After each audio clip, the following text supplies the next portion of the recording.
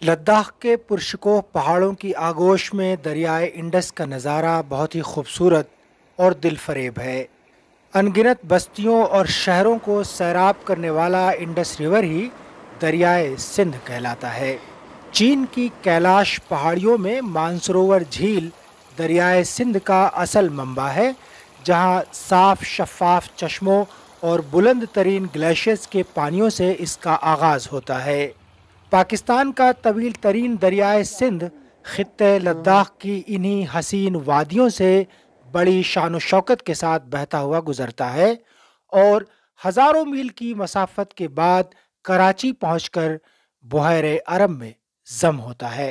ये Indus river आगे चल के तकरीबन यहाँ से 25-30 किलोमीटर के फासले पे जाएंगे तो ज़ंस्कार एक दरिया है, उसमें इसका संगम होता है और फिर इन दोनों दरियाओं का संगम एक बन के बहता है गिलगित बल्तिस्तान की तरफ।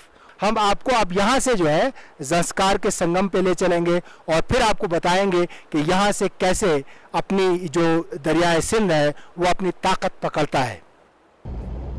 लद्दाख की मरकज़ी पहाड़ी सिलसिलों के दरमियान से गुजरने वाला दरियाए इंडस एशिया के तवील तरीन दरियाओं में से एक है। रास्ते में पड़ने वाले तमाम नदी नालों को ये अपने आप में समोते हुए चलता है। ये लद्दाख की वादी ज़ंस्कार है। दरियाए सिंध यहाँ दरियाए ज़ंस्कार से मिलता है, जिसका पानी कदरे मटियाला है। ये उसका पहला बड़ा संगम है जिसमें सयाहों की बड़ी दिलचस्पी रहती है। ज़ंस्कार संगम के नाम से मारूफ ये मकाम राफ्टिंग के लिए भी मशहूर है। कहा जाता है कि राफ्टिंग के लिए ये दुनिया का बुलंद तरीन मकाम है। जहाँ हम खड़े हैं ये इलाका ज़ंस्कार है, यानी लद्दाख का एक और वैली है और यहाँ से दो दरियाओं का संगम ताकत और ज़्यादा ताकतवर होकर के फिर ये बहता है। आप मेरे पीछे जो पहाड़ी हैं वो देख रहे हैं, ये बटालिक सेक्टर है और बटालिक सेक्टर के बिल्कुल बगल में पाकिस्तान है। पहाड़ों का सीना चाक करते हुए दरियाए सिंध की रवानी और सब्ज़ो नीलगू पानी का ज़ेरो बम काबिल दीद है। दरियाए सिंध में हर बरस दरियाए नील से दोगुना पानी बहता है। बटालिक सेक्टर के आलीशान पहाड़ों के दरमियान भी इसकी शानदार रवानी देखने के लायक है। लद्दाख के बेशतर इलाकों में ये पहाड़ों के बीच से गुजरता है, ताहम पाकिस्तान में ये ज़्यादातर मैदानी इलाकों में बहता है। जुनूबी एशिया की कदीम सकाफ़तों में दरियाए सिंध का जिक्र बड़ी आन बान के साथ हुआ है।